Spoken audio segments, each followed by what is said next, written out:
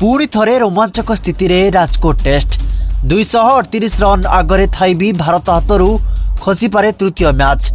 इंग्लैंडर जड़े खेलाड़ी टेस्ट को टी20 अंदाज रे खेली भारत को नाकेदम कर सारी।